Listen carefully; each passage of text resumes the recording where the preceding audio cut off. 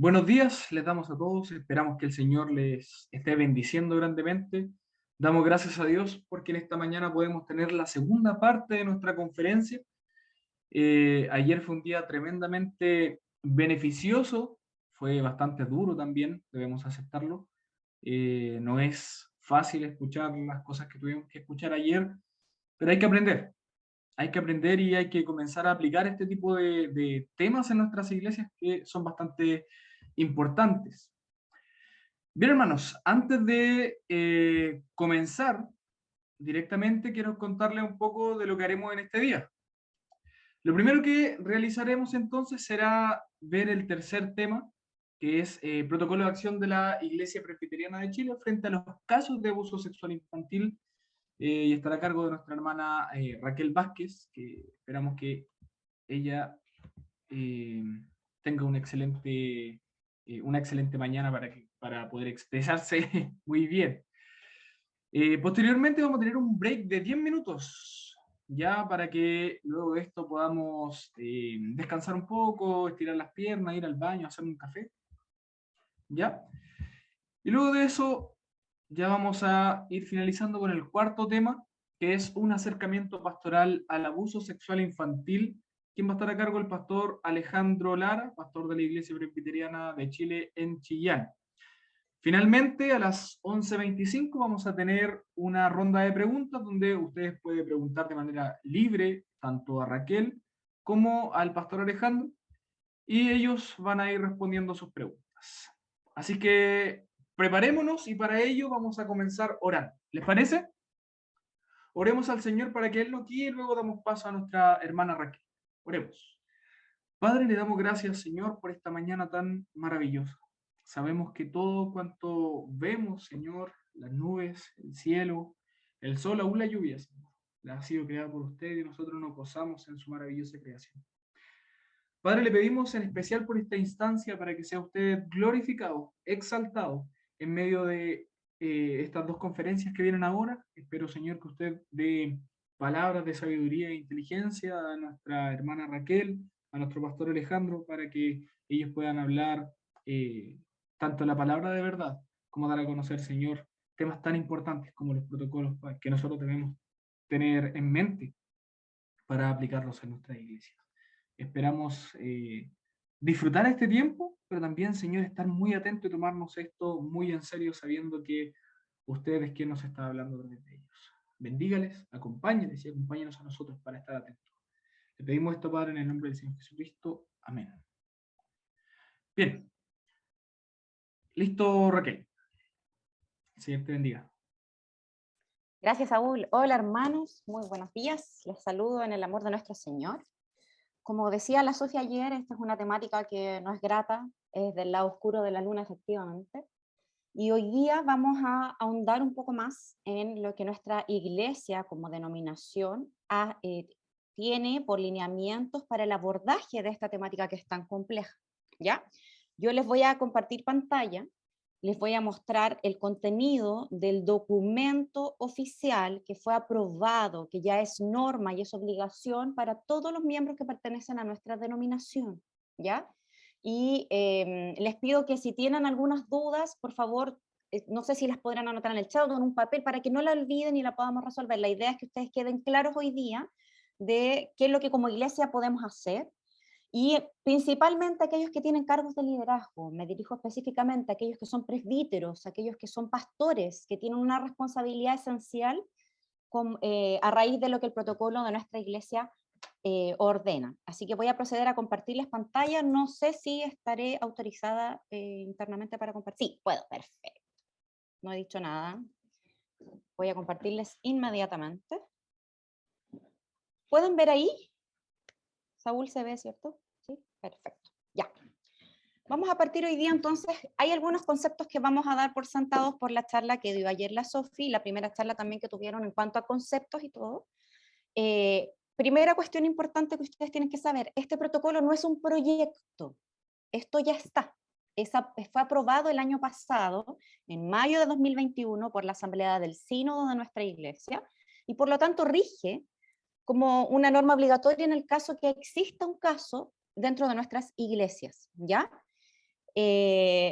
Efectivamente, yo estoy exponiendo esto porque hay una comisión sinodal que está creando los protocolos de distintas áreas específicas. Partimos con el de ASI, estamos con el de violencia intrafamiliar, va a haber uno de acoso sexual también, y como coordinadora y presidenta de esta comisión les estoy exponiendo. La hermana Sofía también es parte de esta comisión, y es un protocolo que tiene un abordaje completo, cosas que ustedes ya han visto.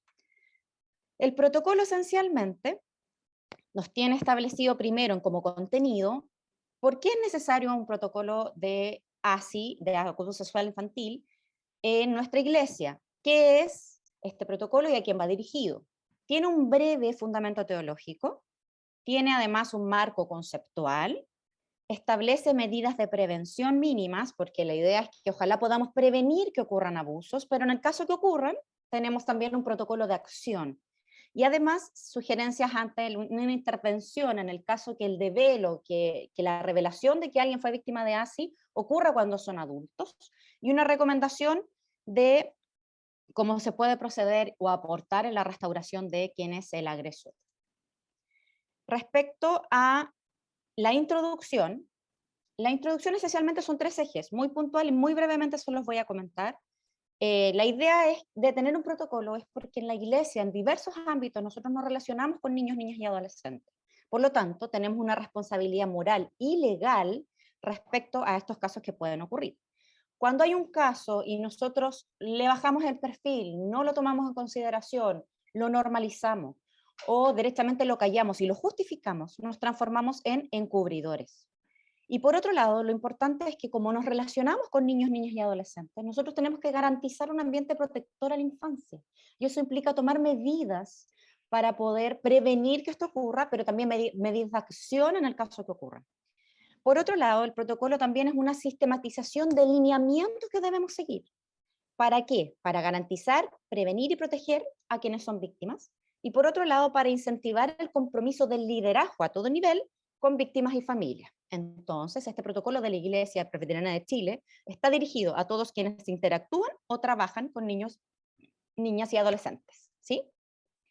Fundamento teológico, muy breve. Es un breve porque ustedes sabrán que la Biblia tiene mucha argumentación para efecto de poder hacernos cargo de esto. Pero brevemente el protocolo, el documento, señala que las personas tenemos valor y plena dignidad porque somos creación a imagen y semejanza del Señor. Entonces los niños y niñas y adolescentes sí son personas completas, están en pleno crecimiento y desarrollo. Son agentes además activos de nuestras congregaciones, ellos son susceptibles de ser evangelizados, de ser discipulados, de ser formados bíblica y teológicamente, incluso más allá. Bíblicamente, los niños, niñas y adolescentes pueden y tienen que conocer a Cristo, que es la única esperanza y salvación en nuestras vidas. Además, el fundamento teológico es que la palabra nos promueve un buen trato, con respeto, con dignidad, con preocupación a los grupos más vulnerables. Y en razón de eso, las iglesias debemos ser lugares de protección y de cuidado. En cuanto al marco conceptual, hay cuestiones que ustedes yo sé que ya vieron en la jornada de ayer. La definición, parte por la definición del maltrato, porque el abuso sexual infantil es un tipo de maltrato, ¿sí? Define qué es el abuso sexual infantil, cuáles son las fases, que son las que la Sofía nos habló ayer en la jornada, la primera jornada. Y además aborda algunos aspectos legales, que el abuso sexual es un delito, cuáles son los tribunales que intervienen, que también se mencionaron ayer, la sede penal, pero también el tribunal de familia. Y que las agravantes específicas en relación a que hay un agravante que establece la ley penal en relación a cuando el abuso sexual infantil es cometido por un ministro de culto religioso. Eso es más grave y en el fondo agrava y aumenta la pena, que puede ser en el caso de que ese delito se compruebe y se condene, ¿ya? Y por otro lado, que también lo vio la Sofía ayer, ¿cuáles son las consecuencias en la víctima? Hay un cuadro con indicadores, un poco para que tengamos una dimensión y noción de lo importante y relevante de esta temática. Esta pregunta salió ayer, de hecho, también la Sofía mencionó algunas. El protocolo necesariamente habla de las medidas preventivas, particularmente si los dividimos como en 4 ejes, ¿no? Primero, la importancia del autocuidado. El niño, niña y adolescente debe comprender cómo proteger su integridad. Y eso parte por factores protectores como, por ejemplo, que el niño sepa nombrar sus genitales con el nombre que corresponde y no con nombres de fantasía. Porque eso es un factor protector para que él pueda entender el concepto, decir la palabra y verbalizar en el caso que alguien toque sus partes íntimas, ¿sí? Además, el cuidado, enseñar técnicas de autocuidado, de la privacidad, de que nadie puede tocar sus partes íntimas ni en juego ni nada, y eso genera un factor protector desde pequeño, cuestión que se puede enseñar desde el año en adelante, ¿ya? Además, el protocolo sugiere capacitaciones y materia de educación como este tipo de instancias que estamos haciendo, que implica actualización de conocimientos y recordar ciertas cosas, porque las temáticas complejas como esta implican que tenemos que estar constantemente capacitándonos. Por otro lado, sugerimos que haya una buena comunicación con los cuidadores, sea la abuela, sea la tía, sea los padres, sobre el autocuidado, que haya un diálogo sincero. Y además se sugieren medidas mínimas, que son las mínimas cosas que las iglesias tenemos que considerar. Tratarnos por el nombre y no por el tío, el tía, la hermana y el hermano, sino que el niño tiene que saber, si le va a decir al hermano, la hermana Lucía, la hermana Juanita, el hermano Pedro. El nombre de pila es importante porque eso permite identificar al resto de los sujetos. El tema del saludo que mencionaba ayer una hermana en el chat, el no obligar y normalizar que los niños no saluden con besos y abrazos, sino que lo estiman pertinente. Y no obligarlos ni forzar, porque eso también se ha comprobado que es un factor protector a la esfera de la sexualidad del niño. No se invade mi metro cuadrado individual de contacto físico si yo no lo autorizo. El no es no, ¿ya? El tema de las actividades, lo que nombró Sofía ayer, el acompañamiento al baño, por ejemplo, que antes cuando chico podría ser, hace muchos años, 10 años atrás, que los tíos de niños pudieran acompañarlos, ahora no, tienen que ir los cuidadores principales, sea padre, abuela, con el que el niño asiste. La habilitación de espacios transparentes en los cuales no pueda necesariamente siempre estar un adulto solo con un niño en un espacio cerrado. Cuidado con el tema de los juegos, con la creación de relatos, y creer siempre el relato del niño, porque el niño no tiene la madurez para inventar un relato de esta categoría, ¿ya? Y incluso se sugieren que el certificado de habilitación para trabajar con menores de edad, o que no está sin habilitado, en verdad, para trabajar con menores de edad, que emite el registro civil, también es una sugerencia que se podría pedir en las iglesias para aquellos que trabajan con niños, además de una formación mínima, de contenidos mínimos de interacción, si es que no son pedagogos, ¿ya? Y aquí quiero profundizar en algo muy puntual.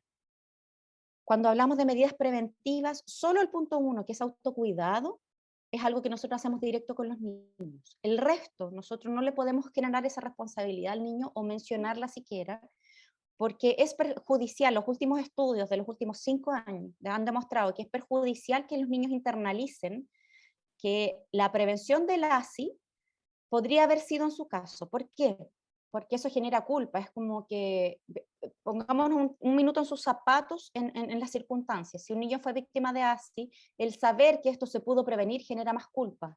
Y tal vez el cuestionamiento de, pucha, en verdad, como esto se prevenía, yo debería haber hecho algo por ello, y entonces puede interferir incluso en que ese niño, niña o adolescente quiera develar, quiera contar qué le ocurrió.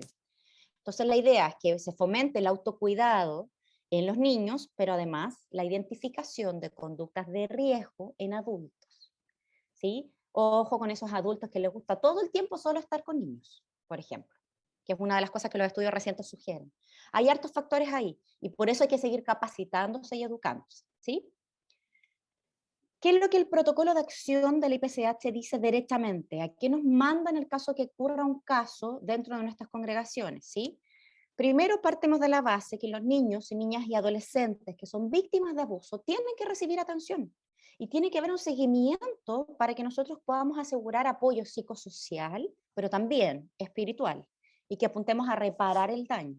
Y aquí nosotros no somos los que vamos a hacer la terapia reparatoria. Aquí tenemos que procurar la reparación en articulación, bajo observancia de las entidades gubernamentales que son especializadas, que están designadas para tratar con esto, ¿sí? Y apoyar en que eso se pueda llevar a cabo. De hecho, Sofía ayer mencionaba, por ejemplo, la Fundación León Broy, los centros de atención a víctimas y los PRM, que son los programas especializados en reparación. Nosotros como iglesia podemos estar informados y ayudar a que esto se pueda llevar a cabo, porque lo importante es reparar, ¿sí? Una vez que ocurre el ASI, tenemos que siempre apuntar nuestras fuerzas a reparar el daño, porque es un daño que marca toda la historia vital, ¿sí? Vamos a lo primero. El primer paso que señala el protocolo es la previa, ¿no? El develo o relato espontáneo. Aquí es muy importante que nosotros sepamos que se le llama develo efectivamente al acto de verbalizar un relato más o menos claro que da la idea de que hubo una acción de índole sexual contra ese niño, niña o adolescente. Y no necesariamente esa acción de índole sexual va a ser el primer reporte, ¿sí? Ahí hay que tener ojo, ¿ya? Eso es el deber. La máxima aquí es no dañar a la víctima, protegerla y siempre, siempre denunciar, incluso, hermanos, si no tuviéramos una obligación legal de hacerlo. Bíblica y cristianamente, siempre denunciar, porque si no yo encubro. Y el daño, insisto con esto que también lo nombró Sofía ayer, el daño en la historia vital de una víctima de ASI puede tener distintos picos, repercusiones en su desarrollo vital. Puede haber sido víctima de ASI cuando niños y a los 30, a los 40 años tener alguna crisis o episodio que, a consecuencias de que esto se gatille, ¿sí? Entonces, como iglesia, nosotros como participamos en la historia vital de las personas, tenemos que hacer algo frente a esto. Cuando tenemos un relato espontáneo de un niño, niña o adolescente, ¿qué debemos hacer? Y aquí me dirijo principalmente al liderazgo, que son los que interactúan de base con los niños, niñas y adolescentes. Primero, nuestra reacción, cuidar la reacción, nuestra reacción debe ser calmada. Tenemos que brindar un ambiente de contención y algo que se llama escucha activa. La escucha activa es que yo te presto atención, pero además puedo ser empático en mi actitud y no dirijo tu relato. Yo pongo atención a tu relato y tú espontáneamente eliges qué me vas a compartir, ¿sí? Segundo aspecto, ¿qué podemos hacer? Primero, yo creo a la víctima, le creo su relato. No pongo en duda, es que al tiro, es que exageraste porque en verdad el tío solo te quería hacer cariño. No, no creo que el hermano Juanito haya hecho eso, si en verdad él es muy amoroso con los niños. No, eso no, ¿ya? Nosotros le creemos a la víctima y le aseguramos que hizo lo correcto al querer contarnos, pero no hacemos promesas que no podamos cumplir. Y de ahí les voy a mostrar, ¿sí? Hay que evitar por todos medios preguntas dirigidas o inducidas o detalles. A ver, ya, ¿y él te hizo esto? ¿Y tocó esto? ¿Y pasó esto? Eso es dirigir un relato, ¿ya? Y lo otro es importante que el relato tiene que ser claro, pero yo no hago tampoco preguntas de vuelta, de profundización, porque yo revictimizo. Y aquí no sé si lo habrán visto antes, si no se los recuerdo. La revictimización tiene que ver con que la víctima vuelve a vivir física, mental y emocionalmente lo que la traumatizó, porque la genera trauma, ¿ya? Vuelve a vivir el episodio de vulneración otra vez. Entonces vuelve a ser víctima, ¿sí? Revictimización. Y cuando nosotros hacemos o generamos ese sentimiento de revictimización, cuando volvemos a preguntar o la persona tiene que volver a contar el relato 1, 2, 5, 10, ¿sí? Cada vez que cuentan el relato, la persona emocional, psicológica y físicamente, incluso en muchos casos, vuelve a sentir lo que ya sintió. Es un relato difícil de develar, por lo tanto el develo es algo importante. Y aquí nuestra actitud no es ni echar la culpa, ni nada, sino transmitir primeramente que no es su culpa y él no es responsable, o ella no es responsable de lo que le pasó. Es responsabilidad del adulto que la vulneró, ¿sí? En caso que haya violación, y aquí se pone un poco crudo el asunto, pero hay que hablar. En el caso que haya violación, la ropa se tiene que guardar sin lavar para poder ser presentada para peritaje en fiscalía. Y si hay lesiones y el develo implica que hubo violación y que fue reciente, hay que constatar lesiones en urgencia, SAPU o urgencia del hospital. Ya no bañar al niño, no limpiarlo, porque eso va a perjudicar la restauración y el proceso judicial posterior, ¿sí? Si hay signos, síntomas emocional agudo, ¿qué puede pasar? Por ejemplo, una crisis de pánico, está develándonos la situación, pero es tan profundo el daño que genera una crisis de angustia severa o una descompensación o una crisis de pánico, hay que tomar al niño, niña o adolescente y llevarlo a urgencia. No tratar de bajarle el perfil, no tratar de repararlo, no intervenir nosotros. Hay que llevarlo a los especialistas de salud, ¿sí? Y en el caso que el niño, su agresor, sea cerca del círculo familiar o conocido, lo importante es que cuando tenga un adulto responsable que se pueda hacer cargo, podamos asegurar con ese adulto responsable que no va a haber un reencuentro con el agresor. ¿Por qué? Porque los reencuentros significan revictimización y eso es volver a traumar, no reparar, sino dañar aún más profundamente a ese niño, niña o adolescente víctima. Saúl, ¿estás por ahí? O Alejandro, Pastor Alejandro. Es que no estoy con la minimización, no les puedo ver la cara, pero quiero saber si vamos bien hasta acá, va muy rápido, a ver si me pueden hacer por el audio, ¿sí?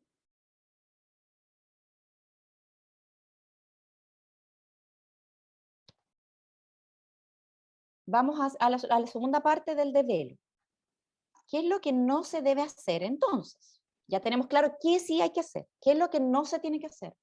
No podemos exigir perdón, ¿ya? No, es que usted tiene que perdonar al hermano, es que usted tiene que perdonar al tío, porque es importante, la Biblia nos llama a perdonar, no tiene que ver con eso. El perdón es una cuestión que toma tiempo, que implica un proceso reparatorio, que es personal, pero no necesariamente en estos casos el perdón implica olvido ni restablecimiento de relaciones. ¿Por qué? De nuevo nos conectamos con la revictimización. Puede perdonarse al agresor, pero el niño, niña o adolescente que ha sido víctima de ASI, cada vez que ve al agresor, vuelve a revivir toda la sensación, todo el episodio traumático, y el trauma en nuestro cerebro genera una liberación de cortisol para protegernos de futuras agresiones. Entonces no va a haber olvido muy probablemente. Lo que va a haber es que ese niño, niña o adolescente, a través de terapia reparatoria y especialización, va a aprender a vivir con esto. Pero van a haber episodios de quiebre y van a haber episodios en que no se va a poder restablecer la relación. Y no se va a poder olvidar porque el cerebro, como factor protector, genera que el niño no olvide que eso ocurrió, tanto para otros que vienen detrás de él, como para él mismo. Es un estado de alerta, de, hey, como cuando viene el león a comerse a los animales que quiere cazar, ¿no? Y se ponen así alerta, así nivel de cortisol, eso.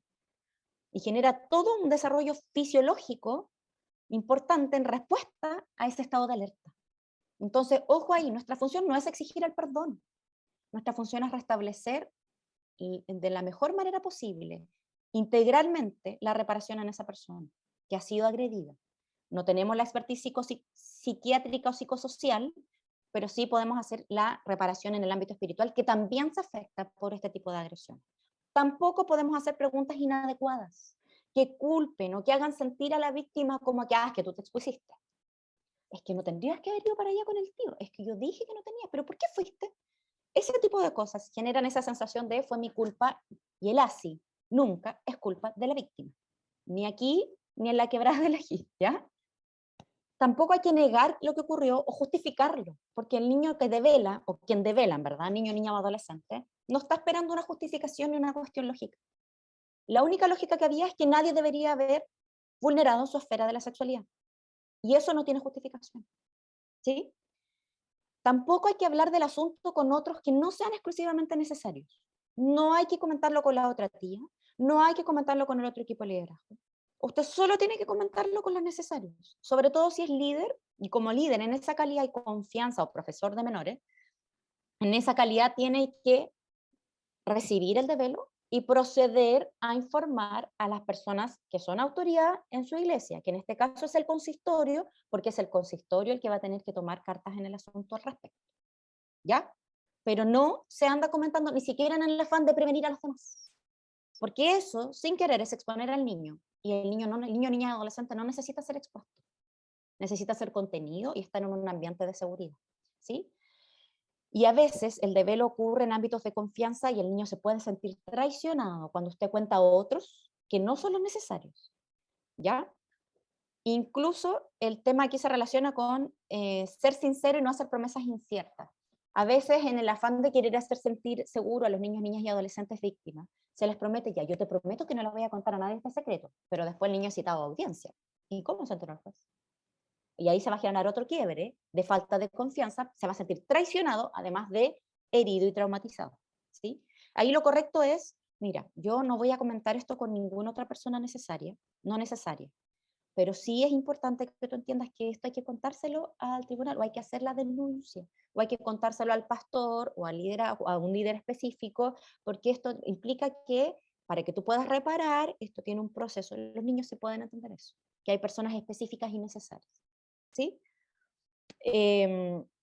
Por último, hay que no asumir un compromiso de guardar, como les decía, el secreto, sino el manejo con reserva. Ese es el concepto, manejo con reserva para resolver la situación y ayudar, y nunca hay que pedir al niño o niña ya adolescente, porque el niño cada vez que cuenta reiteradamente, él, como les decía yo, revive, revictimización. Aquí hay que anotar o con autorización del niño grabar el relato, ¿sí?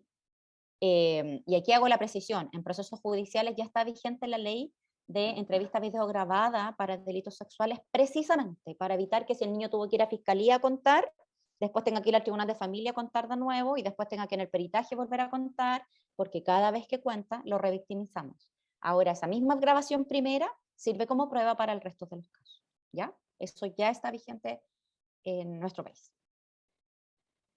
Posteriormente que hay un desvelo, la máxima sigue siendo la misma. No dañamos, protegemos y siempre denunciamos. Entonces, ¿qué hay que hacer?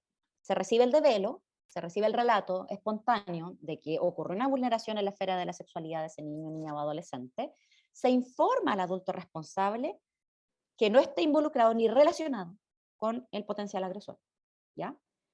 ¿Por qué? Porque ese adulto responsable va a tomar el rol de proteger al niño, de evitar encuentros innecesarios, incluso de vista, hermanos. No que el adulto agresor se le acerque al niño, eso es una cosa. Pero además, a veces el niño solo viendo a su agresor ya genera un quiebre emocional que incluso tiene repercusiones fisiológicas. Hay que proteger la integridad del niño, niña o adolescente. Y aquí apuntamos a algo muy importante en el protocolo IPCH. La víctima es el niño, niña o adolescente. La víctima no son los papás, la víctima no son los cuidadores principales, aunque, como decía Sofía ayer, sientan mucha culpa porque no pudieron prevenir, no pudieron hacer algo para evitarlo. Eso es otro tema. Y eso se aborda también pastoralmente. La familia o los cuidadores que acompañan a ese niño son víctimas por repercusión, eventualmente. Pero la víctima directa aquí es el niño, niña o adolescente que fue agredido, ¿ya? Y en el nivel eclesial, en contextos de iglesia, por eso es tan importante el abordaje pastoral de la situación o a través de discipulado o del liderazgo, porque hay que hacer una labor de contención no solo con ese niño, sino también con sus cuidadores principales o con los que lo acompañan, porque es como un terremoto en la familia. Impacta a todos, pero la principal víctima, quien hay que proteger en su integridad, es a ese niño, niña o adolescente. Y por lo tanto no anunciamos a la congregación que ese niño fue víctima. Por muy obvio que suene, hay casos, ¿ya? ¿Por qué? Porque hay que proteger la integridad de ese niño y evitar la revictimización y no volver a traumar. Además hay que por lo mismo acompañar a la familia, no solo en el proceso, sino a realizar la denuncia. Y si la familia, como nos me hicieron una pregunta la semana pasada con otro presbiterio, ¿qué pasa si la familia no quiere realizar la denuncia porque no quiere generar un quiebre en todo el resto de su familia extendida? Es que ahí el consistorio, que es el que tiene la responsabilidad, tiene que llamar a la familia a tomar conciencia de las dimensiones de esto, del daño, de los principios bíblicos que nos motivan a así realizar una denuncia, ¿ya? Y por otro lado hay que proteger los encuentros con el eventual agresor hasta que termine el resultado de la investigación judicial o investigación eclesial, ¿sí? Vamos a la denuncia. Como estamos en la máxima de que no dañamos, protegemos y siempre denunciamos, ¿quién debe realizar la denuncia? La denuncia la debe realizar la víctima. Obviamente el niño no va a poder concurrir a hacer el relato cuando hablamos de niños, adolescentes eventualmente sí. ¿Sí?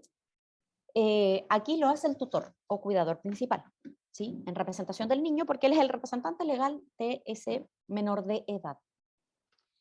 Pero también lo puede hacer cualquier persona que tenga conocimiento en el hecho. Y aquí quiero hacer una precisión. Yo les estoy presentando el protocolo de la IPCH.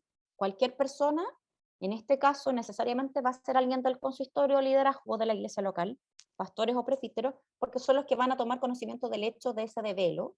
Si es que el desvelo no les fue directo, el líder que recibe el desvelo, el sujeto del desvelo, va a conversar con ellos y se va a proceder a la denuncia, ¿sí? Y aquí voy a tocar un aspecto que se abordó ayer, que lo preguntaron en la segunda sesión de ayer, respecto a la obligatoriedad de denunciar y el tema de las 24 horas. El protocolo nuestro señala que es obligatorio denunciar y que tenemos un plazo de 24 horas. Y ese protocolo es obligatorio para todos los miembros del IPCH. Y si la ley dice que es obligatorio o no para las iglesias, si la ley dice que hay que 24 horas o no, en estricto rigor, eclesialmente, nosotros ya tenemos la obligación por ser miembros de la IPCH de ceñirnos a eso, ¿ya? Pero aquí hay una cuestión de fondo que es relevante y por qué lo pusimos así como comisión en el protocolo. La obligatoriedad tiene que ver porque nosotros nos volvemos encubridores y le anuncio a ustedes, y también lo estoy anunciando a los otros equipos con los que estamos trabajando, que hay una ley que va a salir este año, lo más probable, que es una reforma al artículo que regula que los funcionarios públicos, los educadores, el personal de salud, carabineros, policía, todos esos sujetos tienen, por su carácter de entidad pública, tienen la obligación de denunciar dentro de 24 horas. El proyecto de ley nuevo que va a agregar y sumar un inciso más a las personas individualizadas obligadas a denunciar, incluye a las iglesias, sean de derecho público o derecho privado, y nosotros somos de iglesia de derecho público. Las iglesias, los contextos eclesiales, las comunidades eclesiales, vamos a ser también parte de esa obligatoriedad, lo más probable es que de aquí a fin de año, porque ya está en segundo trámite, y también vamos a ser sujetos de las 24 horas. Y expresamente incluso el proyecto dice que en el caso que las iglesias no denunciemos, tengamos el carácter de encubridores. ¿Y por qué eso? Porque a lo largo de estos últimos 10 años, el aumento de Asia en las iglesias es impresionante. Por la carga que existe moral de querer tapar, por la ascendencia y la confianza que se tiene con los vínculos dentro de las comunidades eclesiales, católicas o cristianas, ¿ya? O evangélicas, ¿sí? Entonces, en razón de eso, hubo una moción parlamentaria para poder efectivamente incluir esto como una obligatoriedad y bajo sanción de que somos encubridores. Pero más allá de eso, el protocolo lo establece también como obligatoriedad, porque la IPCH determinó en esa asamblea sinodal que tomar la postura por la víctima, que el mandato bíblico es acoger a la víctima. Y si yo recibo un develo y no hago nada con ese develo, yo no estoy ayudando a la víctima, yo estoy dañando más a la víctima, porque esa víctima me lo cuenta en la confianza para recibir ayuda y contención. Y parte de la ayuda es que podamos tomar conciencia y hacer la denuncia, ¿sí? ¿Y por qué 24 horas? Es solo un aspecto práctico. La ley efectivamente dice 24 horas por una cuestión probatoria penal, ¿ya? Pero el tema de la temporalidad tiene que ver con que si yo recibo un develo, pero no inicio el proceso al tiro, con el pasar de las horas y pasar de los días, además de lo impactante que puede ser para mí recibir ese develo, voy a empezar a olvidar los aspectos importantes. Y de nuevo, cuando tenga que hacer denuncia, voy a tener que pedir de nuevo que ocurra un develo, entre comillas, para volver a hacer. Y hablamos de la revictimización, ¿recuerdan? Entonces, mientras antes yo lo haga, mejor.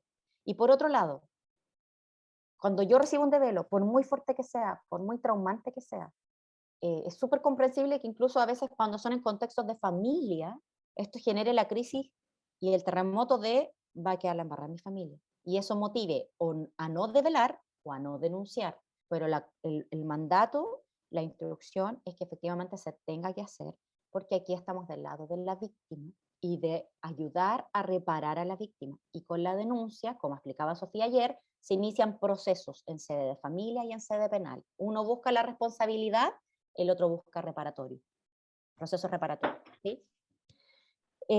¿A dónde tiene que concurrir? Puede concurrir a la policía, sea PDI, sea carabineros, o directamente al Ministerio Público. Y aquí voy a ver, ¿sí? Voy a dejarles de compartir para compartirles de nuevo. Les quiero mostrar el formulario que se sugiere en el mismo protocolo, que es el formulario que tiene la Policía de Investigaciones, lo pueden ver ahí, espero.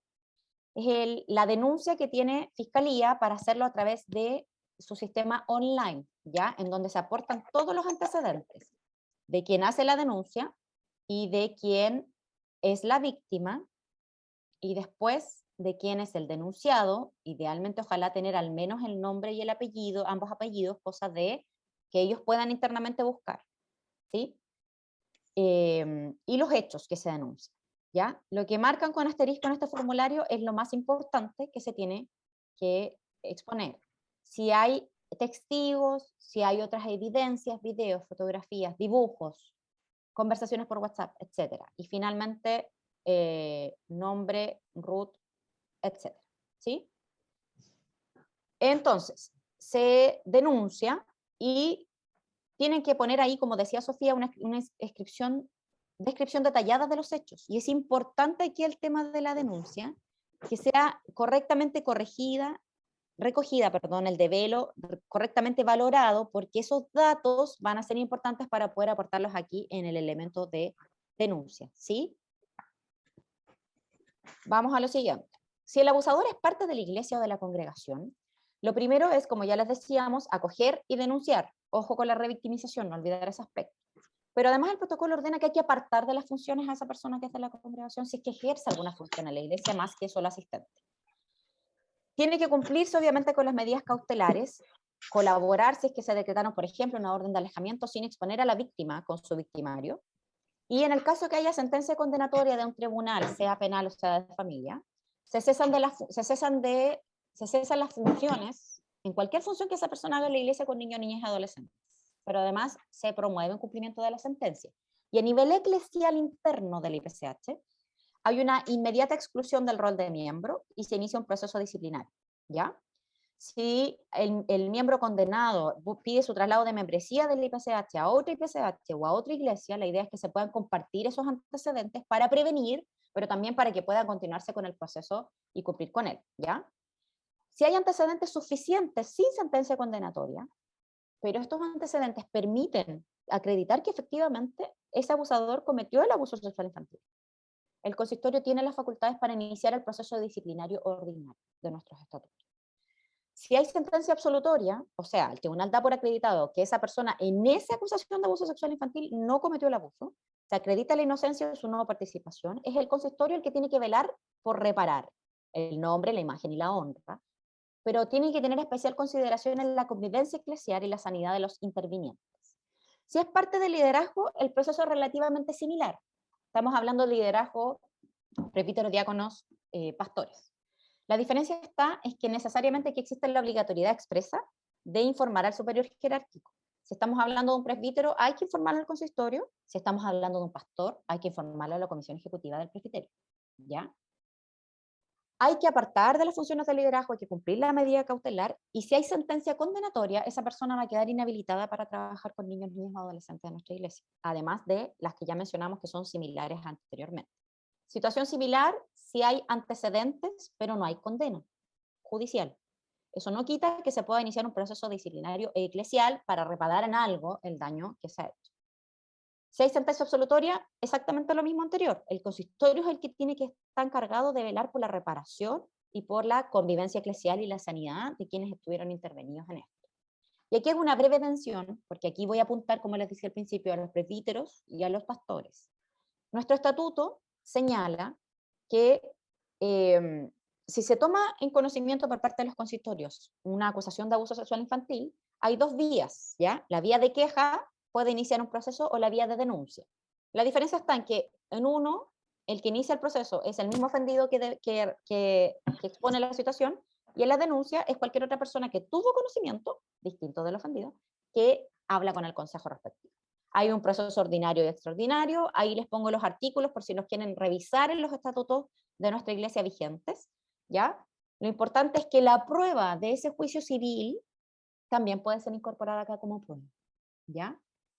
Corren como, por decirlo, en dos cuerdas paralelas. ¿Y por qué hacemos eso de la prueba? Porque hay que evitar la revictimización, ¿ya? Entonces los peritajes, la denuncia misma, todo lo que se tenga acceso de la prueba civil por parte de la víctima o de su tutor puede incorporarse acá. Si el abusador es menor de edad, que eso puede pasar, un chico de 16 años abusando de uno de 5, por ejemplo, hay que proteger a ambas víctimas, porque ambos se entienden víctimas en este caso. Se informa a los cuidadores de ambos niños y niñas o adolescentes con énfasis en las implicancias que esto puede tener, y se les acompaña para que ellos informen al tribunal de familia o bien a las ex OPD, ahora se llaman oficinas, me equivoqué ahí, es OLN, Oficina Local de Niñez, ¿ya? Pero son las OPD. Y se acompaña a ambas familias porque ambos niños van a ser derivados a programas reparatorios para reparar y restaurar a los niños. Incluso si hay que hacer un aporte económico para que ambos puedan cumplir la terapia, ideal. Si es que no hubiese cupo en las terapias gratuitas estatales.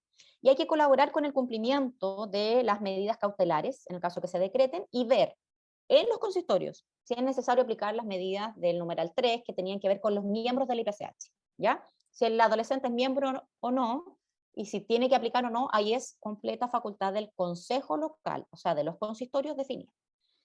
¿Cómo colaboramos como iglesia en el proceso reparatorio? Primero, creamos un ambiente seguro y de confianza. Segundo, hacemos saber y demostrar que no es su culpa, ¿ya? y tomamos todas las medidas que permitan evitar una revictimización, ¿sí? Cuando acompañamos también espiritualmente a las familias, no solo a la víctima directa, estamos también colaborando con un proceso reparatorio. Cuando acompañamos a la denuncia, al proceso judicial por este quiebre en la dinámica familiar, también estamos colaborando con reparación. Si es necesario, como les decía, financiar terapias, porque no hubiese cupo en las terapias estatales, también hay una cuestión que podemos hacer como iglesia y que tenemos que evaluar. Y por lo mismo, que yo les decía al principio, el ASI marca la historia vital de una persona, hay que acompañar en el ciclo vital, porque pueden haber repercusiones en distintas etapas, con distintos gatillantes, sin querer, ¿sí? Entonces, y eso también lo mencionaba Sofía ayer, es importante que tengamos conciencia de ese daño profundo, ese trauma complejo, como se le llama hoy, para acompañar. Si el deber ocurre cuando la víctima ya es adulta, porque esta es una cuestión que a veces el cerebro bloquea como mecanismo de defensa, y cuando la persona ya tiene más de 18, vuelve a recordar. Aquí, primeramente, la política de proteger a la víctima, recabar todos los antecedentes suficientes en cuanto esa persona quiera contar. Si el victimario está vivo o es parte de la congregación, es parte de su familia, aquí hay que separar a la víctima de ese victimario. Y hay que denunciar si la víctima quiere, porque es mayor de edad, y siempre y cuando el delito no esté prescrito. Es decir, si la persona ya pasaron 10 años desde que cumplió 18, hasta los 28 años tiene para denunciar. Si ya pasaron los 28 años, ya no hay posibilidad de verlo judicialmente, sin perjuicio que sí hay reparación a la vía eclesial y acompañamiento y restauración en terapia especializada, ¿sí? Ahí están los centros que nombraba Sofía ayer, centros de atención a víctimas. Ahí perfecto encajaría. Y acompañamiento pastoral por el trauma, por el impacto, por los episodios que significa tantos años y todo, como les decía, el llamado terremoto que va a ocurrir en la familia. Y apoyo, intervención psicológica y psiquiátrica especializada. Aquí, respecto a la prescripción, me adelanto. Desde el 2019 a la fecha, cualquier niño, niña o adolescente que sea agredido sexualmente no va a prescribir su delito, puede denunciar al Eterno. Pero la idea es que la denuncia sea pronta para que los procesos se inicien y no haya revictimización. Y por último, y con esto termino, respecto a la restauración del agresor, el protocolo cierra haciendo una recomendación. Siempre estamos del lado de la víctima, nosotros escuchamos, nosotros atendemos, acompañamos. En el caso que se quiera trabajar con el agresor abusador, tiene que ser en un espacio eclesial diferenciado, no en la misma congregación, porque ya les decía, la víctima al encontrarse con su agresor revive, y eso es retraumatizar. Y por último, un seguimiento pastoral también al agresor, porque en el caso que se vaya a otro lugar, no se vaya a exponer innecesariamente, sino que se pueda dar la alerta, pero además para que se haga un trabajo pastoral con esa persona efectivamente. ¿Sí? Ese es el contenido del protocolo IPCH en relación a cómo podemos abordar desde el liderazgo el abuso infantil. Y pastor, yo sé que me pasé, pero deme un minuto. Aquí es muy importante que ustedes tengan claro, si yo como miembro de la iglesia o como mamá me entero que a un amigo de mi hijo le ocurrió algo en la iglesia o que él es víctima de así, yo no hago el proceso sola. Yo tengo que concurrir a mi consistorio porque yo soy miembro del IPCH. ¿Se entiende? Es muy importante eso, que como presbíteros, como pastores, tengan claro que el rol de responsabilidad de ejercer esto es de ustedes y los líderes seguimos ese conducto regular. Y ese orden permite que no haya revictimización, que podamos proteger, que podamos resguardar. ¿Qué hacemos los líderes que no tenemos que necesariamente iniciar el proceso? Contener, pastorear, acompañar, estar ahí. ¿Sí? Eso, pastor y Saúl. Muchas gracias, hermano. Muchas gracias, Raquel. Muchas gracias, de verdad. Creo que ha sido muy claro todo.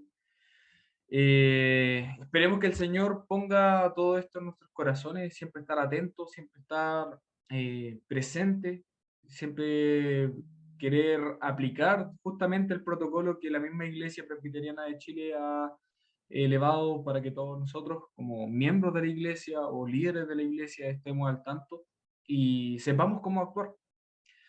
Así que, bien, vamos a dar en este momento 10 minutos para que pueda pararse, pueda caminar un poquito, hacerse un café, un té, y nos volvemos a encontrar a las 11. No se salga de la videollamada, no se salga de la videoconferencia, sino que quédese, puede silenciar su micrófono, apagar su cámara si gusta, pero nos encontramos nuevamente a las 11 y continuamos con la última charla que va a estar a cargo nuestro pastor Alejandro. Así que nos vemos a las 11. Bien, hermanos, les invitamos a tomar sus asientos, a acomodarse donde estaban, porque vamos a comenzar con la segunda parte del segundo día de nuestra conferencia acerca del protocolo de abuso sexual infantil. Les invitamos a que puedan, si gustan, activar sus cámaras o tal vez estar atentos. Vamos a invitar ya a nuestro pastor Alejandro Lara, quien es pastor de la primera iglesia presbiteriana de Chillán. También es pastor a cargo de la iglesia presbiteriana La Fuente y también de la iglesia presbiteriana de San Carlos. Así que le invitamos, pastor, a que pueda compartir pantalla si gusta, si hay algo preparado, para que podamos estar atentos y escuchar. Que el Señor le bendiga. Gracias, Saúl. Gracias por tanto título, ¿no? Vamos a comenzar, vamos a compartir pantalla, vamos a tratar de ser lo más fluido posible dentro de esta temática. Como ya se ha dicho, es sumamente compleja de poder atender, de poder llevar, y para uno también es tan complejo de poder asimilar. Entonces a mí me corresponde ver un acercamiento pastoral al abuso sexual infantil, pastoral eclesial, podríamos decir mayormente. Y el Salmo 55, 4 al 5, dice: mi corazón está dolorido dentro de mí, y terrores de muerte sobre mí han caído. Temor y temblor vinieron sobre mí, y terror me ha cubierto. Estos son, en alguna forma, palabras de alguien que ha sufrido, de alguien que ha tenido la problemática de sufrir el dolor, no necesariamente lo que estamos conversando, pero sí de que ha sufrido. Y particularmente una persona que ha sufrido violencia sexual, y particularmente infantil, esta es una expresión de cómo se puede sentir en el momento, o cómo se puede llegar a sentir en el futuro también. Vamos a conversar sobre una breve introducción, consideraciones teológicas y un acercamiento pastoral eclesial. En esos tres ejes nos vamos a mover el día de hoy. Y lo primero de ver es que el abuso sexual infantil dentro de las iglesias cristianas evangélicas es una realidad que no podemos evadir, es una realidad que no podemos dejar de lado. Así que es de la cual nos tenemos que no solo tomar conciencia, sino que hacer cargo. El ser cristiano, por otra parte, no nos hace inmunes, ni tampoco nos exime de hacernos cargo de esta repugnante realidad. Por lo tanto, es deber de la Iglesia cuidar de los más vulnerables, como lo dice la Escritura, y entre ellos, de los más vulnerables, se encuentran nuestros niños. Entonces, vamos a ver algunas consideraciones teológicas respecto de lo que es el abuso sexual infantil, dentro de tres aspectos que son creación, caída y redención. Ya seguramente más de alguno de ustedes tiene esta concepción o esta cosmovisión respecto de creación, caída y redención. Lo primero, en creación, nosotros podemos ver que la Escritura en Génesis 1:31 nos dice que Dios, y vio Dios todo lo que había hecho, y he aquí que era bueno en gran manera. Bueno en gran manera, y fue la tarde y la mañana el día sexto. Por lo tanto, desprendemos de ahí y de otros pasajes de la Escritura que Dios creó todo perfecto, todo bueno, para su propia gloria y para, en el caso del ser humano, para bendición y deleite de nosotros. El hombre fue creado para tener buenas relaciones. La relación vertical, que es la relación con Dios, y la relación horizontal, que es la relación con nuestro prójimo, con el ser humano. Fuimos creados para relacionarnos, pero relacionarnos de una manera santa, de una manera que glorifique a Dios. Por otra parte, la sexualidad fue creada en el ser humano para el deleite y para la procreación. Eso es algo que nosotros también tenemos que aprender a trabajar, aprender a desarrollar. Perdón. Y en el mismo contexto de la sexualidad humana, esta tiene una tridimensionalidad. La sexualidad tiene un componente físico, la sexualidad tiene un componente emocional y tiene un componente espiritual. Por lo tanto, cuando se afecta ella en cualquiera de los campos, particularmente en la física, en este sentido del abuso sexual infantil, está dañando y está afectando las otras dimensiones, ¿ya? Y si es emocional o si es psicológica, también está dañando las otras dimensiones. Los niños, por lo tanto, son creados por Dios y son un regalo para nuestras vidas. Se decía ayer, y es algo que nosotros tenemos que empezar a entender, que los niños no son personitas, ni tampoco son un objeto. Los niños son personas, sujetas de derechos, son personas que el Dios nos ha permitido que las podamos tener y tenemos que tratarlas con los niños, tenemos que tratarlos con la dignidad que ellos corresponde, que ellos merecen, ¿ya? Y los niños son cuidados por Dios por medio de sus padres o tutores y de la comunidad, en este caso de la comunidad de la iglesia. Solo un alcance. Cuando los niños son bautizados, por ejemplo, son parte de la comunidad del pacto, lo hacemos parte de la comunidad del pacto, y eso significa que la iglesia entra en una relación de pacto con ese niño, y esa iglesia, esa comunidad, se hace responsable del cuidado físico, emocional y espiritual del niño, porque entra en una relación con sus padres, con sus tutores. Por lo tanto, la iglesia es responsable, cuando bautiza a un niño, ¿cierto?, de hacerse cargo de ella. Vamos entonces al concepto de la caída. Ahí vimos cómo Dios había hecho bien todas las cosas perfectas, trascendentes. Y en Romanos 5:12 nos dice lo siguiente: por tanto, como el pecado entró en el mundo por un hombre, y por el pecado la muerte, así la muerte pasó a todos los hombres, por cuanto todos pecaron.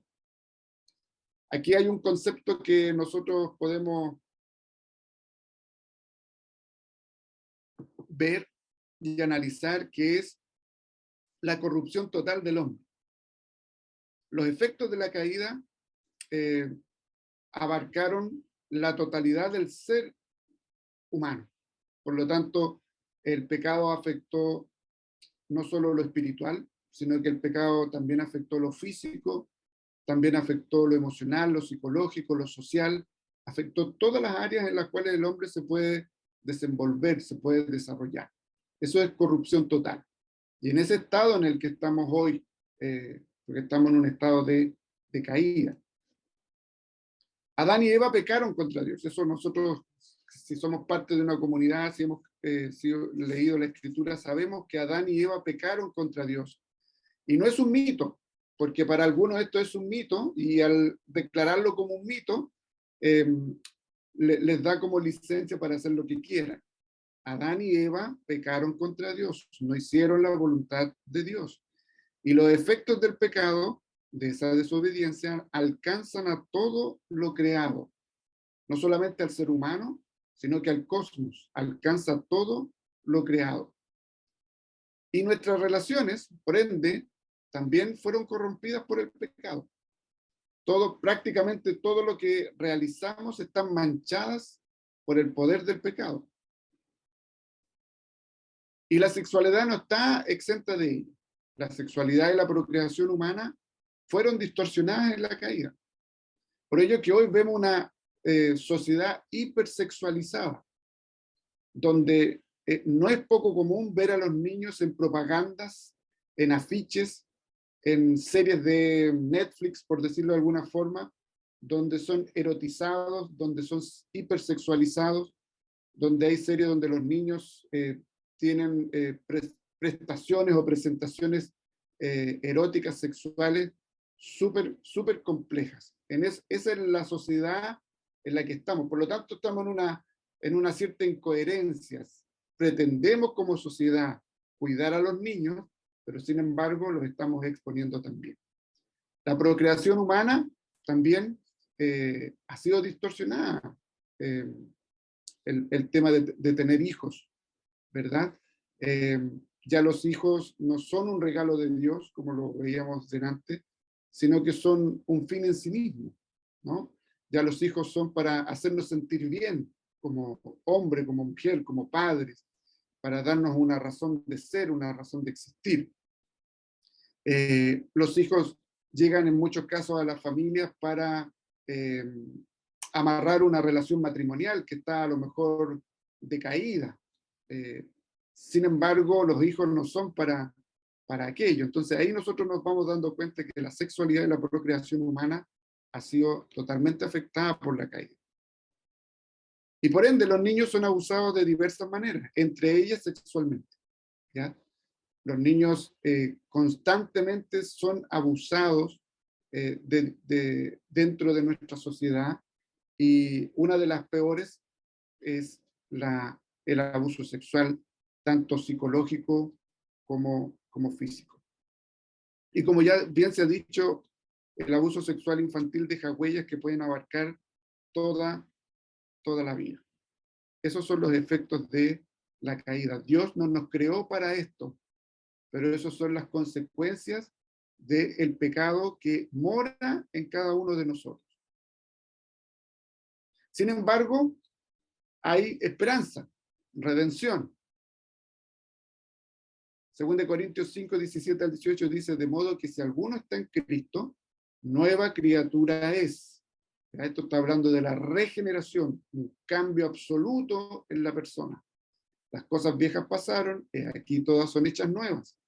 Y nuevas significa nuevas, no que queda algo por ahí del viejo hombre o de la vieja mujer. Y todo esto proviene de Dios, quien nos reconcilió consigo mismo por Cristo y nos dio el ministerio de la reconciliación. El que nosotros podamos ser hechos nueva criatura, regenerados, nacer de nuevo, no proviene de nosotros mismos, sino que proviene directamente de nuestro Dios. Así que tenemos por lo menos algunas cosas que comprender con la idea de la redención. Dios sigue amando a su creación. Dios sigue, aún en la caída, sigue amando su creación, la sigue sustentando, la sigue protegiendo, porque pudiese ser aún más la maldad que hay de la que hay hoy en nuestra humanidad, en nuestra sociedad. Dios sigue amando su creación. Dios sigue amando a su humanidad, a los hombres, a las mujeres. Dios sigue amando a los niños. Sin embargo, la humanidad necesita ser restaurada. La humanidad necesita ser redimida. La humanidad necesita ser liberada del poder del pecado. Y es Dios quien provee el agente restaurador. Y ese agente restaurador es Jesús. Depositando nuestra fe en el Señor Jesucristo, nosotros somos hechos nuevos y somos restaurados a nuestro estado original. Ese es el proceso finalmente al cual vamos, ¿ya? Por otra parte, Dios a quien ha escogido lo regenera, y eso es una esperanza y una certeza que nosotros tenemos que recalcar. Dios a quien ha escogido lo regenera, lo hace nuevo para buenas obras que el propio Dios ha hecho, Por tanto, las cosas viejas ya pasaron, ahora son hechas nuevas. Pablo habla de que antes nosotros éramos de la misma manera, tan malditos como los cretenses, por ejemplo, ¿cierto? Hoy nosotros también, por el poder del pecado, podemos llegar a ser tan malditos como aquellos que nosotros consideramos malditos. Pero Dios, a quien ha escogido, tiene el poder de cambiarlo, de regenerarlo, de restaurarlo. La regeneración transforma toda nuestra manera de ver y vivir la vida.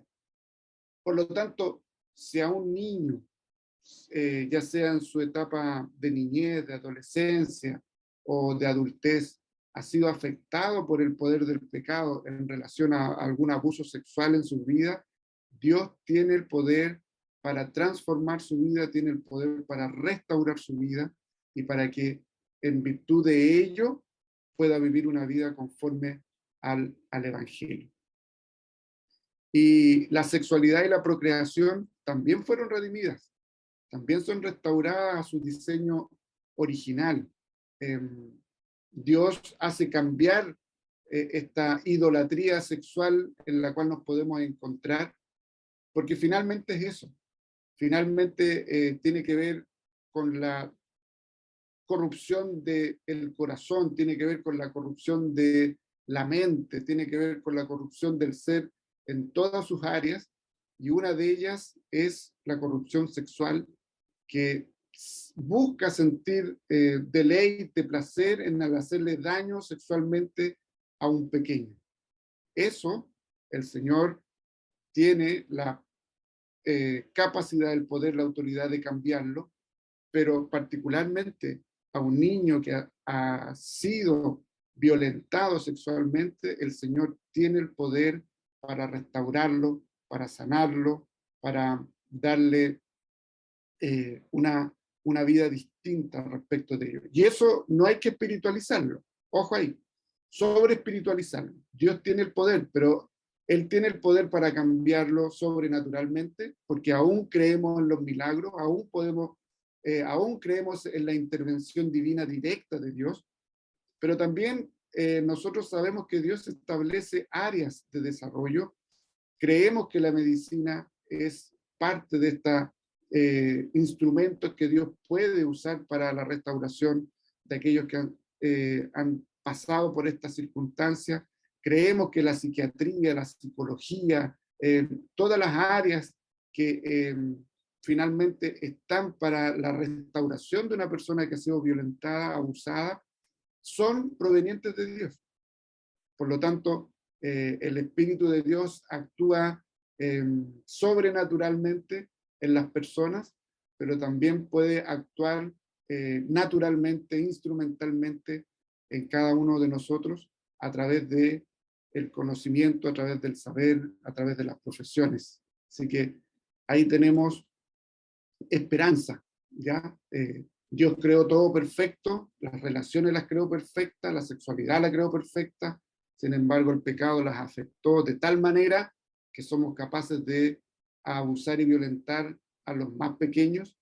Sin embargo, en Cristo tenemos esperanza de que aquellos que pueden haber sido violentados sexualmente en Cristo tienen la posibilidad de encontrar restauración espiritual, emocional, y así poder desenvolverse y desarrollar en su vida. El Evangelio, por lo tanto, las buenas noticias son para los grandes y para los chicos, para los grandes y para los más pequeños de la comunidad. Los niños son parte relevante del pueblo del pacto. Y las buenas nuevas son para el niño abusado como también para el agresor. Ya, eso no tenemos que perderlo de vista. Y esta idea del acercamiento pastoral eclesial, me atrevería a decir que podemos relacionar 4 ejes. Ustedes lo pudieron ver un poco en el protocolo.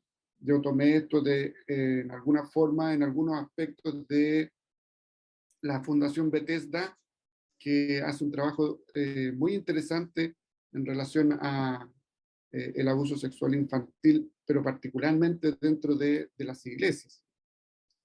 En primer lugar, un eje educativo, hay que tener un eje de seguridad, hay que tener un eje de redes y un eje pastoral eclesial. En el eje educativo, como iglesia, y pastoralmente no me refiero a que sea solo el pastor, sino que la idea de poder acompañar de manera pastoral, tanto del liderazgo como de la iglesia, son estos ejes. Y el primero es que tomemos conciencia. Y es ahí donde yo veo que hay una poca receptividad respecto de esto. Como que nos tratamos de negar de que esta circunstancia está, que es una realidad. Ayer la hermana Consuelo nos presentaba esta estadística del 18%. Yo creo que esta estadística quedó corta. En mi poca experiencia pastoral, son muchos los casos de abuso sexual infantil dentro de las iglesias o de hermanos de iglesias. Sin embargo, la iglesia sabe muchas veces estas cosas, las tapa y no logra tomar conciencia. Y por eso que esta conferencia y las otras que se han realizado en el Presbiterio Centro, en la iglesia de Temuco, por ejemplo, nos tiene que llevar a tomar conciencia respecto del tema, pero no solo a tomar conciencia como conocimiento, sino que a tomar conciencia en acción. También en lo educativo es importante capacitar a quienes trabajen con los niños. Es un área que no se trabaja para con los niños. Se pueden trabajar a lo mejor metodologías, estrategias del aprendizaje, pero es importante que tanto las personas que trabajan en la escuela dominical o en los cultos para niños o en las actividades de ministerio de niños, etcétera, tengan una capacitación particularmente en esta área, porque no todos los tíos, las tías son profesores, y aunque hayan sido profesores, no todos los tíos, las tías que son pedagogos o pedagogas tienen la capacitación suficiente como para trabajar con los niños y desarrollar esta área, particularmente del abuso sexual infantil dentro de la iglesia, ¿ya? Así que en el eje educativo necesitamos tomar conciencia y capacitar a quienes trabajen con los niños. Algo interesante que se dijo, y creo que en este acercamiento pastoral es importante que nosotros podamos ver, en virtud de que esto es de suma relevancia, de suma importancia, urgente, las personas que trabajen con niños debiesen no solo tener capacitación, sino que las iglesias debiesen pedir esto, como se llama, papeles de antecedente para ver si pueden trabajar o no con los niños. Creo que eso es algo que no podemos dejarlo al arbitrio de algún pastor o algún consejo, sino que en realidad las personas que se vayan a disponer para trabajar con los niños, antes de que empiecen a trabajar, ver sus antecedentes respecto de este tema. Esta circunstancia nos lleva a que tengamos que tomar todas las medidas para que nuestros hijos, nuestros niños, nuestras niñas estén, y los adolescentes estén más seguros. Y por ende, en este acercamiento, la idea es de poder procurar brindar espacios, tanto físicos como psicosociales, seguros. A ratos nuestros templos no son muy seguros físicamente. A ratos nuestros lugares de templo son extraños en sus pasillos, son extraños en sus salones, porque algunos son antiguos, ¿no? Pero tenemos que tratar de brindar de que esos espacios sean espacios seguros. Se comentaba hace poco del tema de los niños cuando van al baño, por ejemplo. Yo, pastor, me doy cuenta que a veces los papás dejan que los niños vayan solo al baño. No van con los niños, como que tienen mucha confianza, mucha seguridad respecto de que a lo mejor aquí puede que no les pase nada. Es un lugar seguro. los papás tienen que ir o los tutores tienen que ir con sus niños al baño, ellos ser los principales en su cuidado, ser los más responsables en eso. Eso también es brindar un espacio seguro. Por ejemplo, no tener baños, eso es algo muy interesante de ver y proponer, no tener baños en que los niños tengan que interactuar con los adultos.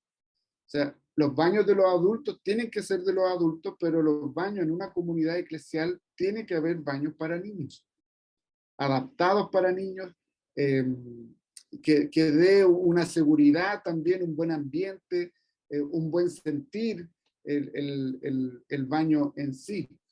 Eso es algo muy, muy importante que nosotros debiésemos tener en cuenta. Por otra parte, es la importancia de las redes. La iglesia tiene que conectar con las diferentes organizaciones, tanto públicas como privadas, en relación a este tema. No podemos pretender de que porque hicimos una conferencia, porque tenemos un protocolo, estamos ok. Tenemos que ser capaces de conectarnos con la comunidad. Y eso significa en conectarnos con la comunidad de que tenemos la posibilidad de hacer interacciones en capacitaciones, en talleres, disponer espacios para que los servicios tanto públicos, organizaciones públicas o privadas también ocupen nuestros lugares para capacitar, para hacer talleres, para hacer campañas, etc. Tenemos que conectarnos con la comunidad a través de la iglesia, con la PDI, con carabineros, con fiscalía, etc. Y una de las formas de conectar y de poder dar seguridad, que esto es algo que yo creo que cuesta mucho, es algo que nos decía la hermana Raquel, que tenemos que aprender a tomar la responsabilidad de esto y ser parte de las denuncias.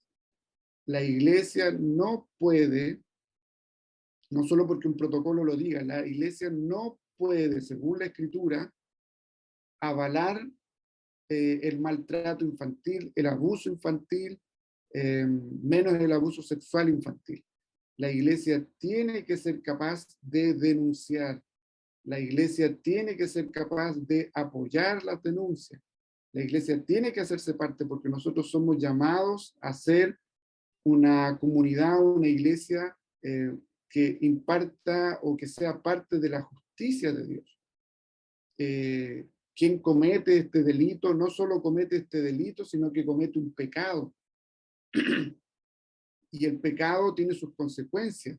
El pecado tiene sus consecuencias como delito que tiene que ver la sociedad como lo trata, lo castiga, y al ser un pecado, nosotros como iglesia tenemos que tomar las riendas del asunto, aplicar las disciplinas que correspondan, aplicar las expulsiones que correspondan respecto de ello, porque para eso estamos llamados, a eso fuimos llamados, esa es parte de nuestra responsabilidad. Yo creo que va a costar, creo que es algo que nadie quiere hacer, creo que algo que, como decía en un inicio, se está tapando y se ha tapado un montón de años, pero que ahora no solamente somos responsables espiritualmente y que vamos a tener que dar cuenta como iglesia delante de Dios de haber callado el abuso sexual dentro de nuestras iglesias y no haberlo combatido. Vamos a tener que dar cuenta delante del Señor y sobre todo los líderes. Y ahora, como nos decía nuestra hermana Raquel, vamos a ser cómplices comunitarios en relación a la ley si no somos capaces de denunciar.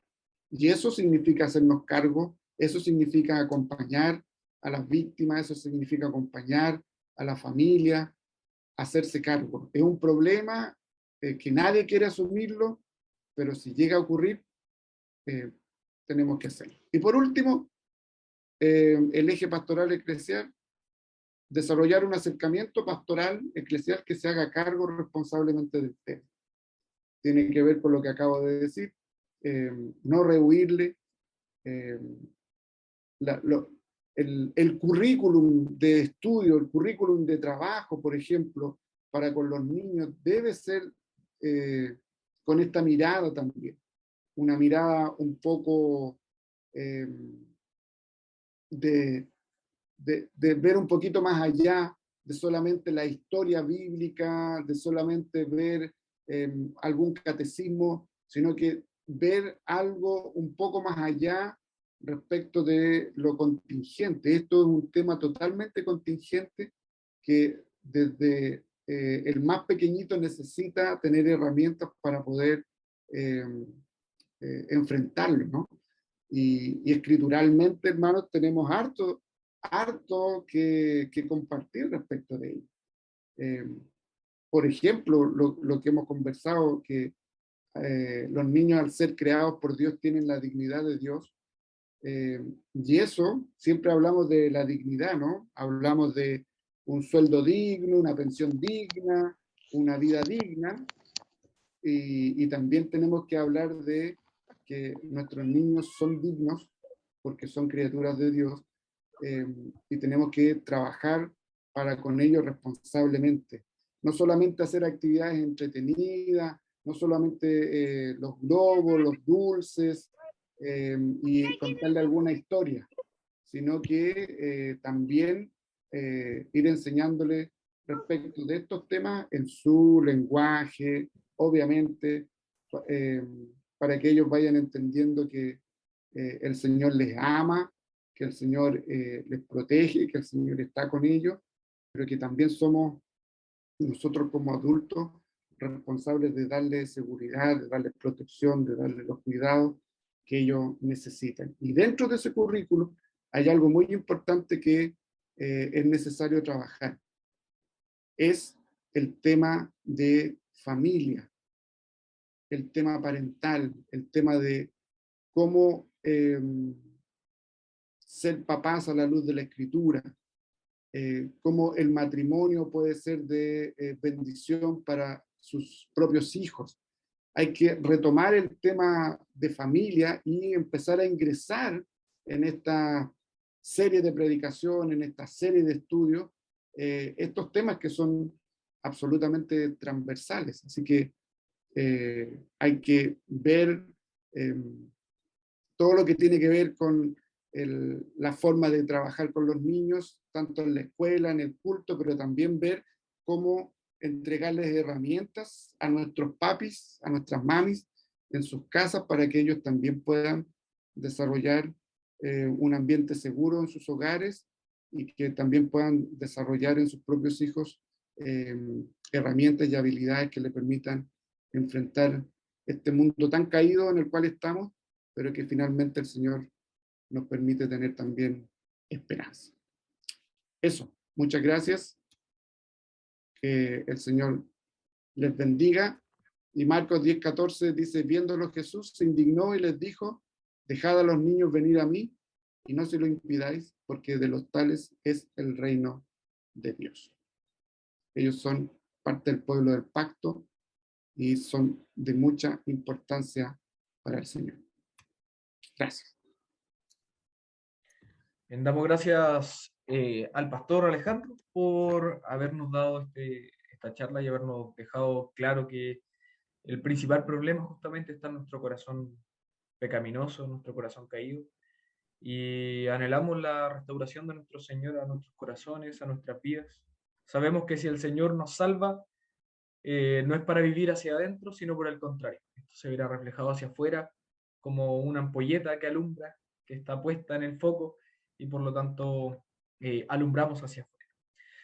Así que ahora que hemos terminado con las charlas, agradecemos tanto a Raquel como al pastor, pero ahora comienza la zona de preguntas. Si alguno de ustedes tiene alguna duda, alguna pregunta, algo que quiera responder, les pedimos que por favor o la anoten en el chat o directamente nos la haga y nos la dé a conocer. Puede levantar la manito. tal vez reaccionar.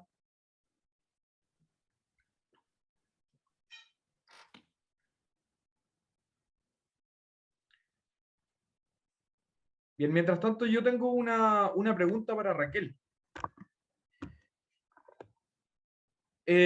Con respecto al tema eh, de iglesia, o puede ser tanto para Raquel o para el ejemplo en realidad, pero eh, supongamos que hay una persona, una familia que llega a la iglesia y por ejemplo, puede ser el varón o la mujer, acusado de abuso sexual fuera de la iglesia, con una persona fuera de la iglesia, pero esta familia llega a la iglesia.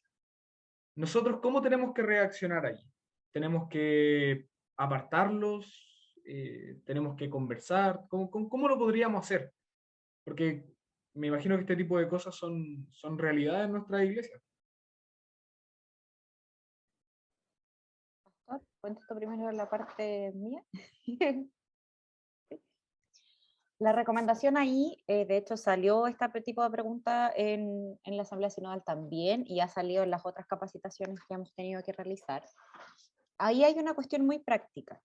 Cuando hay alguien acusado de abusos, es porque hay indicadores o indicios de que hubo una agresión sexual contra un niño, niña o adolescente. Entonces, si bien uno va a acoger a la familia, hay que poner ojo con esa persona que está acusada. Porque si está acusado, quiere decir que ya está en un proceso.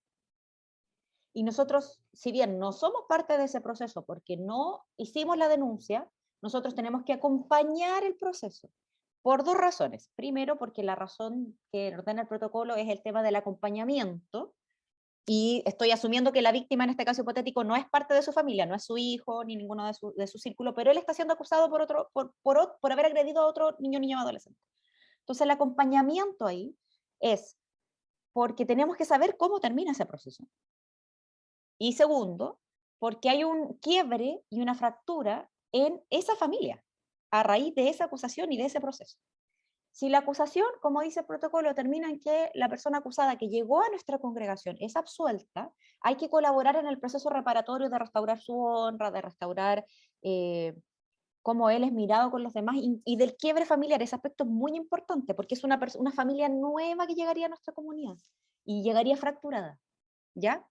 Sobre todo porque ya es fuerte que acusen al papá. Imagínense lo que es para esa mamá, imagínense lo que es para esos hijos. ¿Ya? Y toda esa dinámica quebrada, nosotros sí podemos hacer algo que no lo hace el sistema judicial. El sistema judicial nos hace cargo de esas víctimas por repercusión, ¿ya? Pero por otro lado, hay que estar atento, porque si él es declarado culpable, entonces él no puede hacer ingreso a nuestra comunidad directamente, sino que tendría que hacerlo en un proceso de restauración pastoral. ¿A qué voy? Por ejemplo, no lo podríamos poner en actividades con niños, porque ya el protocolo nos avisa que tenemos que hacer un alejamiento de todas las funciones que se relacionen con niñez y con adolescencia.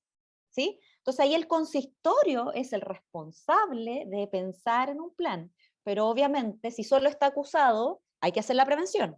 Hay que preocuparnos pastoralmente de la familia en un primer momento, pero cuando ya tengamos la sentencia, según como sea, el consistorio tiene que reunirse, tiene que tomar la decisión pastoral y según los consejos y lineamientos del protocolo. Ahí no lo hacemos los líderes, ahí recalco y subrayo con negrita cursiva con todo. Es el consistorio el que tiene que tomar la determinación de cómo seguir, en su absoluta libertad de poder decidir, ¿ya? Eso por lo menos a nivel de protocolo, porque nuestro protocolo está enfocado en casos de personas que abusan en nuestra iglesia o víctimas en nuestra iglesia.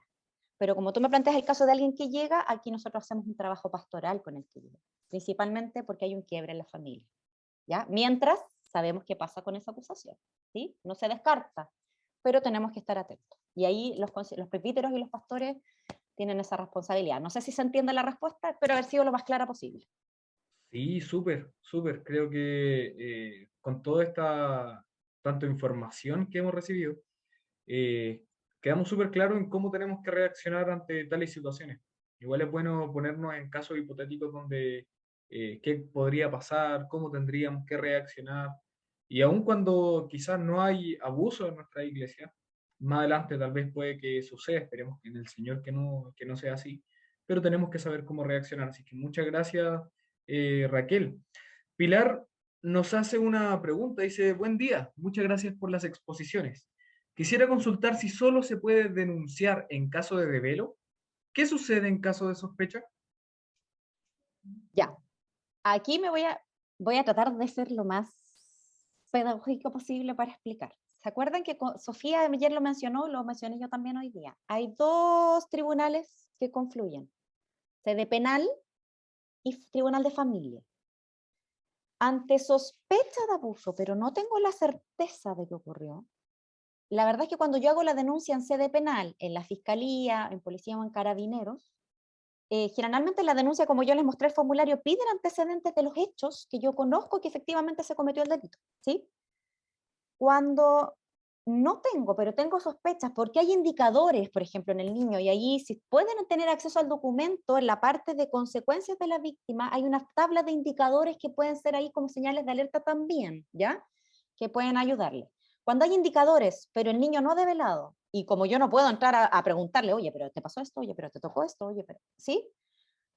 La recomendación ahí es solicitar intervención en tribunal de familia. ¿Por qué? Porque a través del tribunal de familia se puede lograr una derivación o una indagación profesional al respecto, siempre y cuando yo no tenga ninguna indagatoria particular, no lo llevé a psicólogo para, por ejemplo, si hubo un retroceso en las conductas y de un día para otro el niño que tiene 7 años se empieza a hacer pipí, cuestión que ya hace más de 3 años no pasaba, se empieza a hacer pipí de la nada y dificulta el control del esfínter, esa sintomatología hay que estar alerta. Algo indica. Yo tengo dos opciones. Si yo sospecho que efectivamente por su conducta él puede haber sido agredido sexual, tal vez podría solicitar intervención en el Tribunal de Familia para un programa reparatorio. O si no, solicitar la intervención a través de un profesional psicológico, un peritaje psicosocial, y a través del psicólogo, el psicólogo va a indagar y va a detectar, sí, sabes que esta es sintomatología de ASI. Y el mismo psicólogo va a emitir un informe y va a ingresar igual al programa reparatorio por Tribunal de Familia. ¿Ya? La cuestión es muy fina, es muy delgada la línea y es muy casuístico, pero ante una sospecha no hay que ignorar, ni presionar un develo, el develo ocurre, ¿sí? Y muchas veces la sintomatología es un develo silencioso. Él está expresando, o ella, psicosomáticamente, que fue víctima de abuso igual, solo que no lo está verbalizando como un relato, pero lo está expresando psicosomáticamente por otras formas en su cuerpo. Entonces, en rigor, sí lo está diciendo. Y me hago cargo al tiro de tal vez la pregunta que la persona que la hizo esté pensando, bueno, y si no tengo un develo que diga que Juanito agredió a mi hijo, porque mi hijo nunca me dijo quién fue.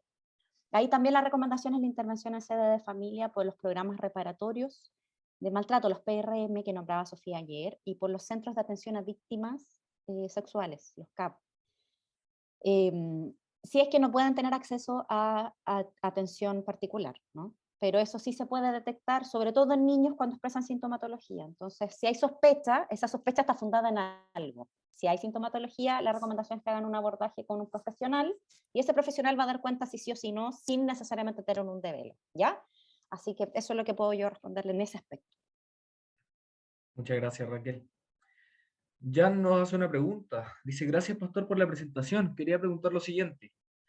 ¿Es factible que quienes trabajen directamente con los niños dentro de la iglesia deben someterse a una entrevista psicológica que valide ausencia de desviaciones sexuales previo al trabajo con ellos? Claramente es factible. Y como decían en la exposición, yo creo que debiese ser obligatorio frente a la circunstancia, ¿no? Por ejemplo, los pastores en nuestra jurisdicción, como Iglesia Presbiteriana de Chile, los candidatos a ser ordenados tienen que ser examinados psicológicamente. Y uno de los puntos que tiene que ser examinado, y esto se ha ido viendo en el último tiempo, no es de hace mucho tiempo, ¿eh? Eso se tomaron estas decisiones sinodales hace poco, hace unos 5 años, a lo mejor, si mal no recuerdo. Los candidatos pastorales tienen que ser examinados psicológicamente 2 veces. Y uno de esos puntos que tienen que ver en los psicólogos es si hay alguna desviación respecto o algún problema en relación a su conducta sexual. ¿Ya? Entonces, si para un pastor se le está pidiendo eso, que tiene que pastorear una iglesia en todos sus rangos etarios, creo que particularmente para trabajar con los niños, que es un rango etario muy especial, muy particular, debiese ser obligatorio en todas las iglesias que se presente papel de antecedentes para que se pueda tener la prevención y se pueda tener una mayor tranquilidad en ese trabajo. Pastor, ¿solo le puedo complementar Sí, algo? sí, De hecho, en el protocolo de la IPCH, que es obligatorio y que se aprobó el año pasado, dice expresamente las medidas preventivas, solicitar los certificados de habilitación, que son los mismos que se le piden a los profesores y para algunos trabajos específicos en hogares con niños y relacionados. Se sugiere, y dentro de las medidas preventivas que los consistorios pueden tomar, está precisamente esta, que también la sugerimos en el protocolo, ¿ya? Entonces, son los consistorios los que pueden exigir eso, no está constitucionalmente o en nuestros estatutos establecido, pero los consistorios claro. tienen esa facultad. Es que Así que ahí está la diferencia, hermana precisamente se Raquel. puede hacer. Ahí está la diferencia. En la sugerencia. Cada consejo, cada iglesia puede tomarlo o no. Yo creo que debe ser obligatorio. Y si tiene que ser con rango constitucional, estatutario, debiese ser así. No que quede al arbitrio de cada consejo, no, porque eso trae, no, si yo lo conozco, ha trabajado por años dentro de la iglesia, nunca ha tenido ningún problema, fue profesor o profesor en tal lugar, nunca hubo una queja. Debiese ser no solo sugerencia, sino que debiese ser obligatorio, constitucional. Ahí se la dejo a la presidenta de la comisión. Muchas gracias, Raquel. Muchas gracias, Pastor. Eh, Ciertamente eso nos permite estar al tanto con lo que debemos hacer para aquellos que estamos a un paso para ser pastor y pertenecer también a un consistorio. Eh, Finalmente tenemos una última pregunta. Los hermanos Mari y el hermano Cristian preguntan, hola, una consulta. ¿Qué hacer ante un hecho flagrante en el interior del templo? Ya, ahí hay que hacer los pasos así, 1, 2, 3. ¿Sí? Primero, está el hecho flagrante, quienes testigos del hecho flagrante tienen que intervenir. ¿Sí? Segundo, tiene que concurrir al liderazgo de la iglesia, y en este caso me refiero al liderazgo al consistorio de la iglesia. Si está el pastor cerca, si hay un presbítero cerca, esa persona va con el acusado ante el consistorio, ¿ya? Y el consistorio va a tener que proceder como ordena el estatuto, va a tener que hacer la denuncia, y obviamente también parte del equipo pastoral se va a tener que preocupar de esa víctima que va a estar ahí en el minuto, lo más probable, en shock traumatizado, ¿ya? Entonces ahí lo más probable es que tenga que ocurrir que van a tener que ir a urgencias por el colapso emocional del niño, niña o adolescente, si es que es ahí mismo. Me estoy poniendo en el caso más crudo y crítico que podamos imaginar, ¿ya? Ahí mismo. En un rincón, en una vuelta de la esquina de la iglesia, alguna cosa así, ¿sí? Pero ese es el proceder. Yo les quiero por favor recalcar eso. Nosotros no tomamos como asistentes y como miembros de las congregaciones, no tomamos la justicia por nuestra mano. Entonces no vamos a linchar al agresor, porque ahí además vamos a entorpecer todo el proceso y vamos a dañar más al niño, porque se va a sentir culpable de generar una pelea en la iglesia, ¿se entiende? Aquí hay que ser muy cauteloso, muy prudente, y lo que hay que hacer es intervenir para detener la agresión, pero además recurrir a los titulares responsables de esa congregación, al Consejo Superior, que en este caso es el consistorio. Tienen que recurrir al consistorio. Aquí no hay opción de que yo voy y lo agarro, me lo llevo yo solo a la PDI, llamo a los carabineros. No, eso no va. Tienen que tener el apoyo del consistorio en las decisiones que van a hacer, en las gestiones que van a hacer. Implica una buena comunicación entre ustedes y sus consejos. ¿Sí? Sobre todo la cuestión pastoral. Los presbíteros van rotando, pero los pastores no suelen rotar mucho. Cuando rotan, rotan dentro de nuestra misma iglesia. Así que tiene que haber un buen manejo del liderazgo de nuestras congregaciones en eso. Si es un caso flagrante, tienen que detener el hecho, pero concurrir al consistorio de la iglesia local para que el consistorio pueda seguir los pasos que corresponden en el actuar, siempre pensando que hay que además hacer una contención a ese niño en ese hecho flagrante. ¿Sí? No sé si se entendió, pero más o menos eso es. Sí, súper. Saúl, ¿Sí? complementando lo que dice la hermana Raquel, el consistorio tiene que, en ese contexto, hacer las cosas que tiene que hacer. Ojo, es Este protocolo es con fuerza de ley constitucional de nuestra propia iglesia. Si un pastor o un consistorio no hace lo que tiene que hacer, es sujeto de disciplina. Ojo ahí, ¿ya? Si un pastor baja el perfil del tema, si un consistorio dice, no, arreglémoslo a la buena, si esto a lo mejor no fue, no podemos hacer eso. Nuestra tendencia va a ser bajarle el perfil, porque queremos ahorrarnos el problema. Pero nuestro deber, porque es rango constitucional, estatutario, es hacer lo que el protocolo dice que tenemos que hacer. ¿Ya? Si no lo hacemos, la propia persona que ve que no tomamos la situación como corresponde, nos puede denunciar básicamente al presbiterio, decir que no hicimos las cosas que teníamos que hacer según el protocolo, ¿ya? Y somos sujetos de disciplina, y según las cosas que ocurran, la disciplina va en torno a ello también. Si ustedes se dieron cuenta, si somos cómplices podemos llegar a tener las mismas consecuencias en relación a un presbiterio, por ejemplo, sancionar, disciplinar a un pastor, ¿no? Así que hay que tener mucho, mucho ojo y responsabilidad con ello. Y obviamente no tomar la disciplina en las propias manos, ¿no? Aunque a veces darían ganas de pegarle sus buenos papes, pero disculpando la expresión, pero eso no nos corresponde a nosotros. Saúl, ¿puedo agregar algo? Antes de, que está muy ¿Sí? relacionado con esto, hay una persona que pregunta, en el caso que un pastor o un presbítero sean los que estén en el delito flagrante, entiendo que esa es la pregunta, que se les pille en un acto como esto. El protocolo, ¿se acuerdan? Que tiene el aspecto de, bueno, ¿qué hacemos si es un miembro de la iglesia el agresor? ¿Qué hacemos si es alguien del liderazgo el agresor?